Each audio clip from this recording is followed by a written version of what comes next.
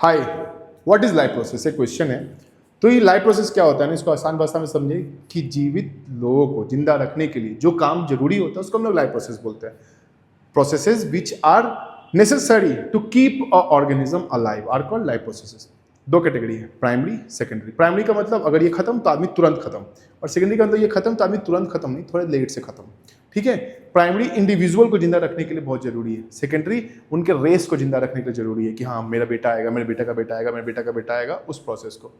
अब देखिए, पहला जो था न्यूट्रिशन, खाना खाना। ठीक है, हम लोग को न्यूट्रिएंट्स चाहिए ताकि हम लोग एनर्जी डिराइव कर सके, लाइफ प्रोसेस है। दूसरा, जो हम लोग न्यूट्रिएंट्स एब्जॉर्व किए उससे एनर्जी निकालना, breakdown of food, respiration, life process है।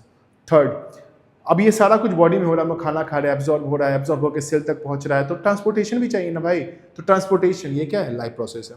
अब इतना मेटाबॉलिक एक्टिविटी अगर बॉडी के अंदर होगा तो क्या बनेगा? ढेर सारा वेस्ट प्रोडक्ट बनेगा। तो वेस्ट रिमूवल के लिए हमारे बॉडी के अंदर क्या होता है? एक्सक्रीटरी सिस्टम होता है।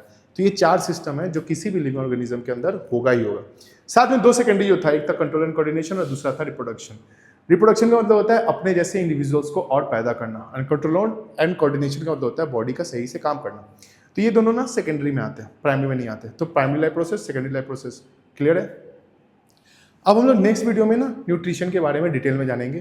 तब तक कमेंट में आप मेरे को एक क्वेश्चन का आंसर दो कि वायरस को हम लोग लिविंग ऑर्गेनिज्म या नॉन लिविंग ऑर्गेनिज्म के किस कैटेगरी में डालते हैं। ठीक है, उसको बॉर्डर पे क्यों बोलते हैं। हैव अ नाइस डे, मिलते हैं नेक्स्ट वीडियो में।